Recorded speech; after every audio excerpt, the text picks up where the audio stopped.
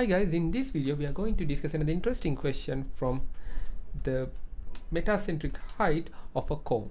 We have already discussed many questions regarding this topic. If you haven't watched those, I have given the link in the description so you can always watch that.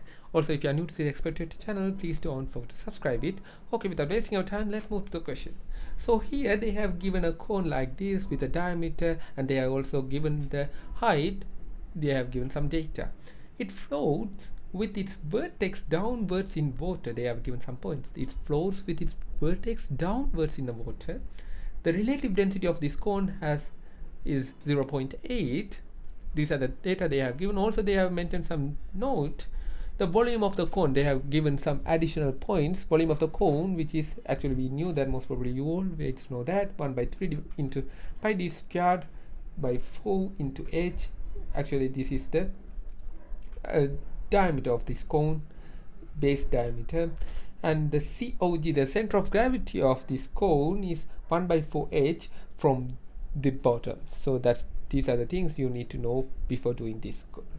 So here the question is, we need to find the metacentric height of the cone from the bottom. So what's the metacentric height?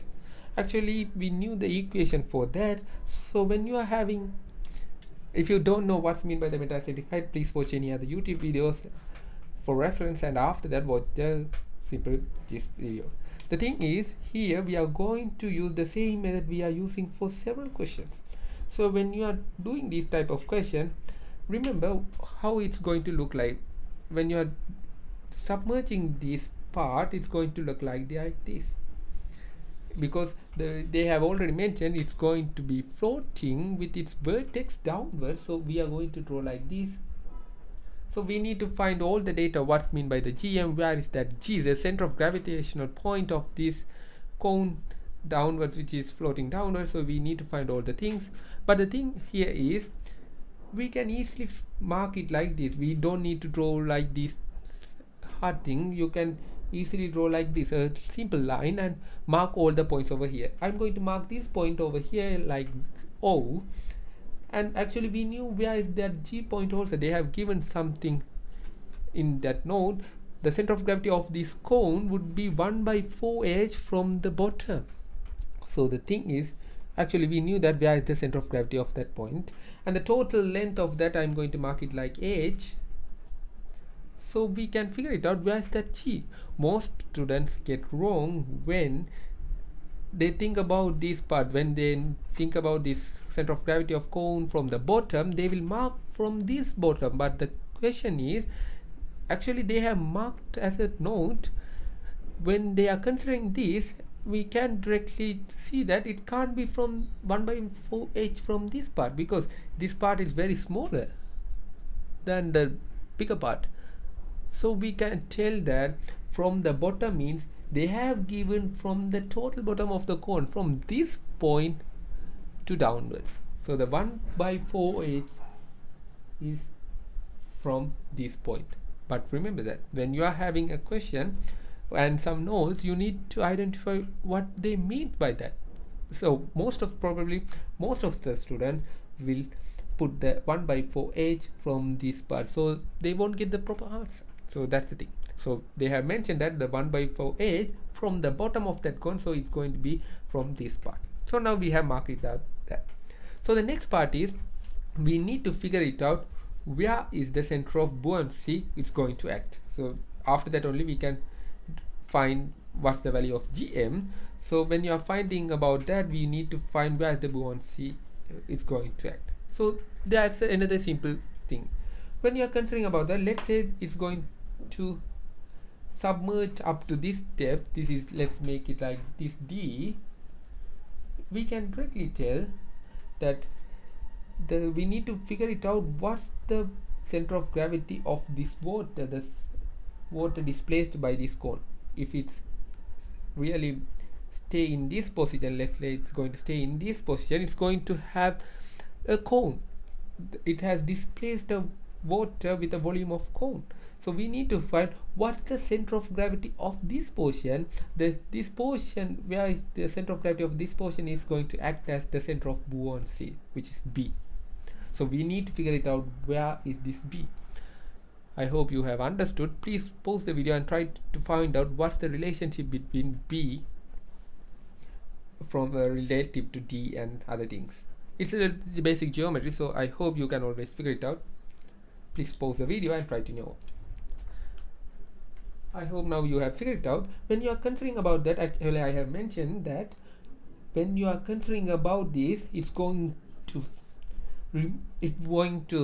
remove that water volume of cone from this, which means the buoyancy force will acting on the center of gravity of this moved location, moved the water volume cone. So we need to find where is the center of gravity of this cone. For that, actually we knew that it's going to be from the 1/4h of this. So if we make it like D, we can tell the center of gravity of the water cone would be in, if we mark it like D, it's going to be from the bottom, it's going to be D/4, which means from the downwards we can tell it's going to be 3D/4. From the O, it's going to be in the 3D/4 direction, 3D/4 length. So we can tell it's going to be, let's mark it like this, B, and we need to mark it like that, 3D/4. So now we have found the BG, so we can mark it like this. Let's say there's a M, so we need to figure it out, the M. So the thing is, actually we don't have the value for D, so we need to find the depth of how much it's going to submerge. We can actually find it out by using, because they have given the relative density of the cone tool, so we are going to equate the forces, the upthrust force and the weight of this cone. So when you are considering about this, the upthrust, actually we can tell that the total submerged volume would be equals to the cone of this, a little bit a cone with a height of D. So we can, if you substitute over here, it's going to be 1/3 pi the diameter of this side. So how to find this? Actually we don't know what's that, how we are going to find this part. So I'm going to mark it like D1. Let's mark it as D1. So if I do so, I'm going to get D1 squared over 4 into height of that. Actually we knew that from this equation it's going to be the height, so height is D. So you can mark it like this. So we need to figure the answer for the D, but actually we don't know what's the value of D1. It's okay, let's leave that up to now. So what's the weight? So when you are considering about the total weight, actually we knew that the total volume of that is going to be 1/3 into pi. The total diameter, the base diameter, is known as D. They have already provided the values, so I'm going to use that directly, D squared divided by 4, and the height of that cone is going to be H. So now we have figured it out. We can easily cancel many points. It's going to be written D1 squared into D would be equals to D squared into H. So the question is how we are going to find the D1 over here. I hope you can find it out. Please pause the video and try to figure it out. So when you are considering about this cone, let's say I'm going to draw another similar image of this cone from the side. If you look from the sidewards, it's going to be in the rotate, it's like a circle, but I'm going to draw a triangle. If you draw that, we can tell it's going to be D/2, which is a radius of that cone, and this is going to be H. Likewise, when you are considering about the submerged size, it's going to be the total D would be, the total height would be D of that part, and this would be D1/2. So the question is how we are going to get any equation. How can we get any equation is, if you take this theta, we can take the relationship that tan theta would be equals to D1/2. For if you consider this right angle triangle and these right angle triangles and compare that, tan theta would be equals to D1/2 divided by this D. Likewise, if you equate for this right triangle, big right triangle, you can take that equation, tan theta would be equals to D/2 divided by this H, which you can get that D1 would be equals to D into simple T into H. So I'm going to use this equation over here to solve this part. If you use it directly, you are going to get, so I hope I have missed something. Yes, when you are considering about this, now we have done with this volume, we need to use the rho also, the density. As the upthrust is going to have the density of rho, there's no problem over here. But when you are considering about the density of the cone, it's going to be S. They have given that's 0.8, so let's mark it as S. It's going to be S into rho. So if we cut down that rho, there's only the balance would be S. You don't mark it with the G, it's going to be cut down.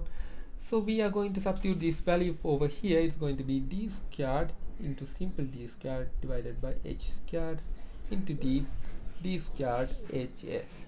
So if you mark those values, it's going to be h cube, and this is d cube into s. So here we need the value for d, so d would be equals to cubic root of s and h. So now we have figured out the simple relationship between d and h. Why we are finding that? The reason behind that is actually we don't know what's the value of d, so we need to get any equation from that. So now we have figured out the answer for d, but the question is not enough. We need to find the gm, so I'm going to write the equation over here now. Gm would be equals to, actually you can write this equation from this, the gm would be equals to OB plus BM minus OG. Actually we are using this equation several times. OB plus BM minus OG. What's the value of OB? Actually we knew that it's going to be 3D by 4. Be careful of this. Most probably most of the students will get wrong because of they haven't noticed this, and we are having this cone in the vertex in the opposite direction. And plus BM, actually we knew what's the value of BM. It's going to be I over V. You can directly use that, minus the OG. OG, actually we knew that the OG would be equals to, from this side it's going to be 3 by 4H. Actually now we knew the D 3 4, and we need to find I over V. So how we are going to find the I over V? What's mean by that I? So when you are looking from the upwards, you can see that it's going to be like this one. You won't see the cone over here. If you're looking from the upwards, the submerged part would look like this. It's going to be look like this. It's a circle. So when you are considering about the I of this circle, you need to figure it out this area, and you need to figure it out the I. The I would be equals to, for a circle you can tell the I would be equals to pi into d to the power 4 divided by 64. You can directly use that. If you have to get the second moment of area of a circle with relative to any axis which is going through its centroid, you can tell it's going to be like this, pi d to the power 4 divided by 64. Actually we knew that if you take the submerged size, it's going to be d1. So you are going to use this pi d1 to the power 4 divided by 64. And the next part, the volume, is the submerged volume. Remember that it's not the total volume of that cone. We are going to get only the submerged volume. Actually we have already figured it out. We can directly use that. The submerged volume would be equal to 1 by 3 pi d1 square divided by 4 into the total d, the depth it has submerged. So when you are considering that, if you take this part, pi d1 to the power 4, sorry, it's not equals to the power 4 into 6 divided by 64 divided by this volume, it's going to be 1 by 3, means it's going to be to go upwards, pi d1 squared divided by 4, so it's going to be going upwards into d. So you need to solve this. You are going to get the value of I over V. So pi won't be obviously cut down, and if you solve that, you are going to get 16, and you are going to get d1 squared 3d1 squared divided by 16d. Actually we knew that what's the value of d1. We have already get this value. It's going to be d into simple d into h, so I'm going to use that now. 3 into d squared into simple d squared into h squared into 16d. If you solve that, you are going to get some simple values. It's going to be like 3 into capital D squared into d over 16h squared. But we need to solve that answer, and we need to put the values for them. So I'm going to write it again. GM would be equals to OB, which is 3d by 4. Actually we knew that it's going to be like that, cubic root of s into h divided by 4, plus I we can write it like this, 3d squared into d over 16h squared, and the final part would be 3 by 4h. So let's mark what are the values. We already knew that. We knew that the h is going to be 25 centimeters, so I'm going to mark it in the centimeter, all the things, so 25 centimeter, and capital D is 20 centimeter. They have already provided that. So we need to figure it out the value of D, which is, actually we knew the value of S2 is going to be 0.8. So we first of all we can figure it out the value of D. So I'm going to use the calculator over now. So when you are considering about the D, it's going to be cubic root, so I'm going to use the shift and cubic root of S, which is 0.8 into H, which is 25. If I use that, I'm going to get, I think it's very wrong. Yes. We need to take this root, cubic root of 0.8, it's going to return 0.9, 25, 23.20. So 21, let's mark it as 23.21. So now we are going to substitute all the values, which is 3 into, we have already figured out, it's going to be 23.21 divided by 4 plus 3 into d squared, which is 400 into d 23.21 divided by 16 h squared, which is 25 squared, which is 625, minus 3 by 4 into h, which is 25. So we need to solve that and get the answer now.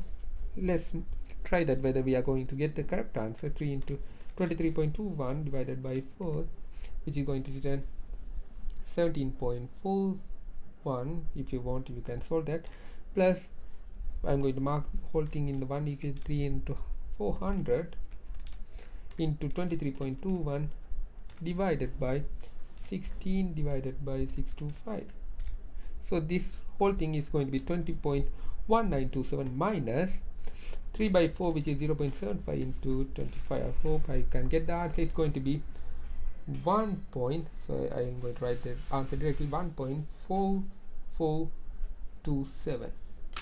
So it's an average answer. I haven't get the whole values. Wait a minute, I'm going to check the answer. Yes, it's correct. So this is the final answer. I hope you can easily figure it out, the answer, solving methods using the calculator. But the thing is, when you are considering any new questions like this, actually you need to draw a picture, otherwise it would be very difficult to figure it out how to tackle that question. I hope this video would be useful for you. If you have any doubts, please comment below so that I can help you to solve that, to figure the answer for that question. But the thing is, remember, when you are solving these types of question, you are going to get the same type of equation. OGM would be equals to OB plus BM minus OG. But the thing is, you need to figure out where is the OB. If you are having any cubic items, cubic shapes, you can directly find that it's going to be in the center, d by 2.